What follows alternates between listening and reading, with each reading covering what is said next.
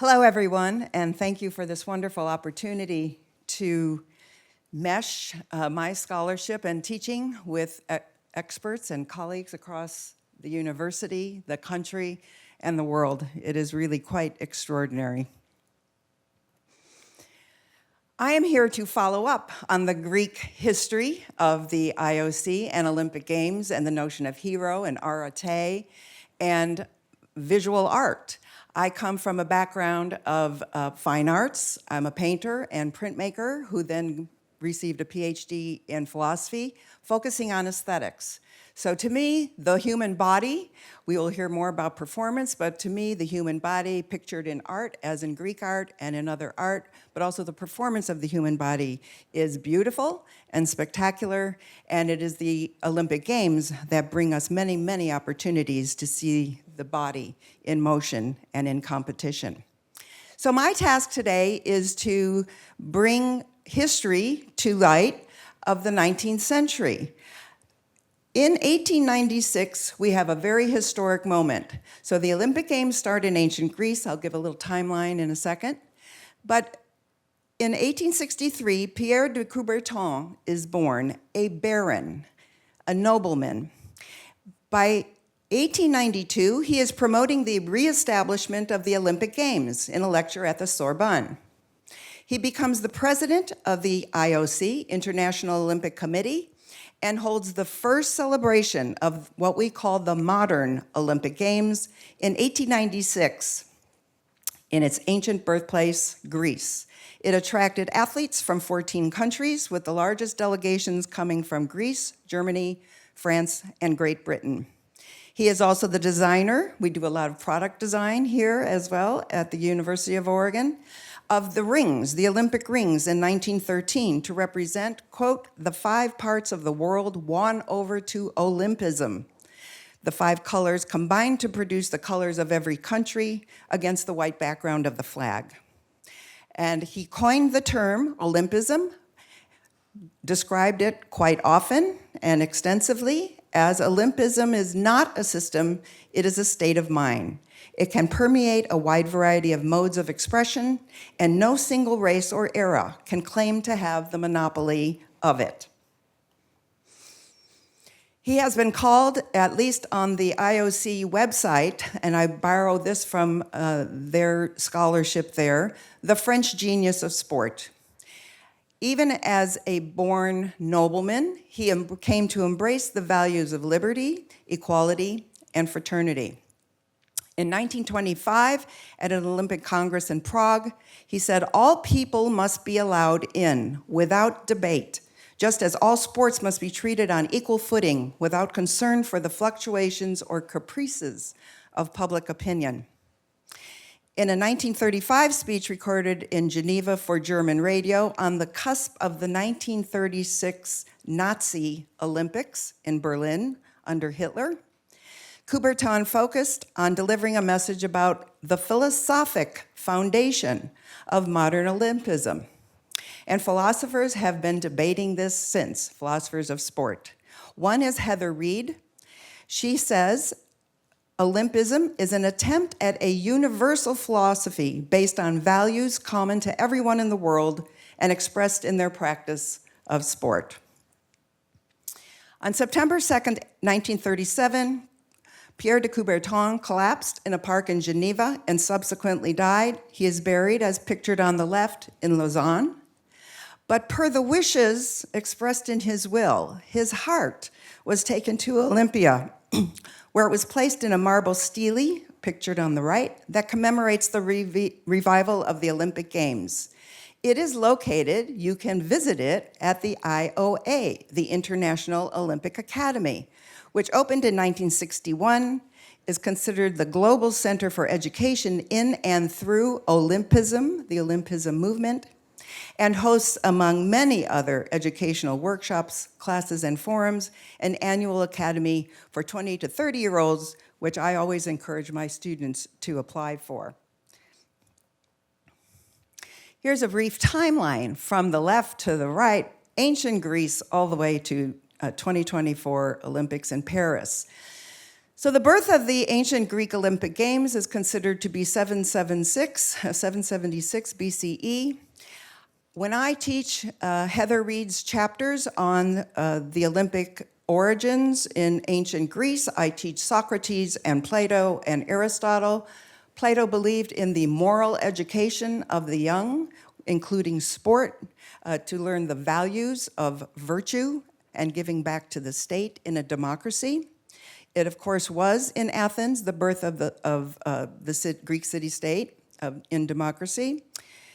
The Games ended in 393, and then the long era, considered the Dark Ages, Middle Ages, medieval times, extended from 500 to 1500, and then we have the burgeoning Renaissance of art, intellectual activity, literature, music, 15th, 16th centuries. And I note only one philosopher, René Descartes, dualism, a dualist who divided us into mind and body and stressed rationalism. Descartes was famous for saying, "I think, therefore I am," and it has influenced modern philosophy ever since, including, in many cases, a philosophical resistance to sport and athletics, because it's about the body and not the cultivation of the mind. Pierre de Coubertin, however, was greatly influenced by the European Enlightenment and British pedagogical thought from the 17th and 18th centuries, leading him again in 1896 to revive the Olympic Games under the nomenclature Olympism. So what I teach spans from ancient Greece all the way to the 2024 Olympics. You may or may not recognize the young woman on the right. She is 21-year-old Manija Talesh, who was one of the 37 members of the refugee Olympic team. When she ended her breakdance routine at the Paris Olympics by wrapping herself in a cape bearing the slogan, "Free Afghan Women," she knew she would be disqualified. She said, "I had been thinking about this for 4 months, ever since I knew I was going to the Olympics. I thought, I've got 1 minute when the whole world's watching me. And I thought, what's more important, my dream, my life, or women in Afghanistan? I didn't go there to win. That doesn't matter to me." The cape she donned was made from a burqa, seen by many as the ultimate symbol of the oppression of Afghan women. And because of a rule, of course, in the Olympics against political display, she was immediately disqualified.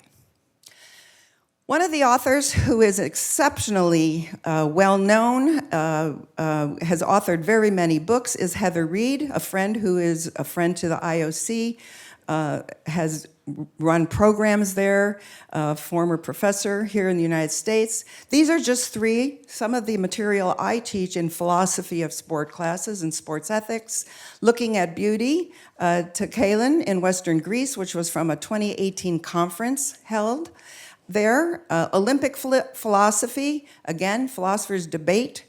Is it Olympism a movement, a state of mind, as Coubertin said, a philosophy?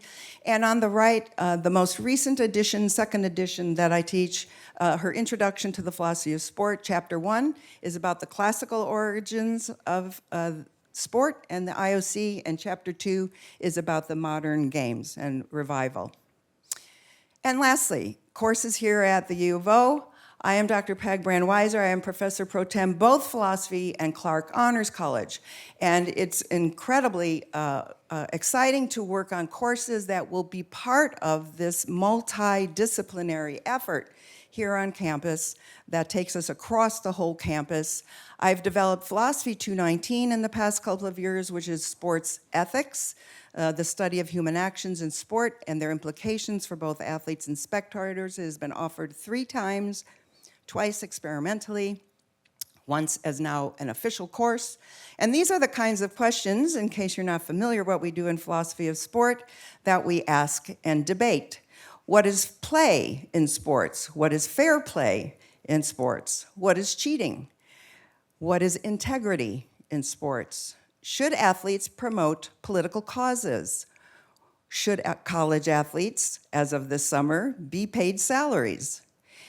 Is sport ecologically sustainable over time, given environmental concerns, the travel of athletes, the amount of time, effort, but also resources used to put on professional competitions, as well as amateur?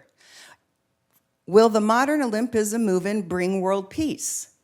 That is the goal of Olympism, world peace.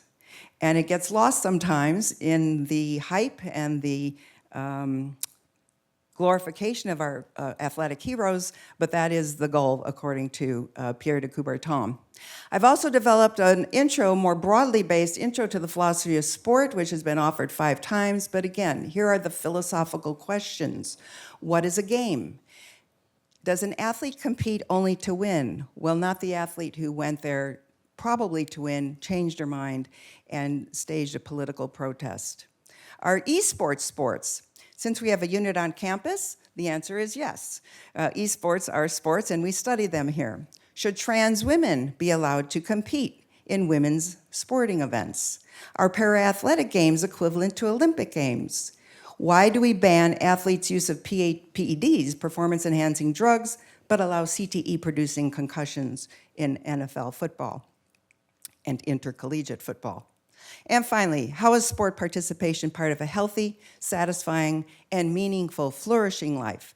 Most of our students, most people who enjoy sports are not professional athletes, but are fans and amateurs and prospective parents or parents of young children who are athletes. So there is something for everyone in the philosophy of sport, and I hope that we can continue our efforts here and build upon them and make great connections around the world. Thank you.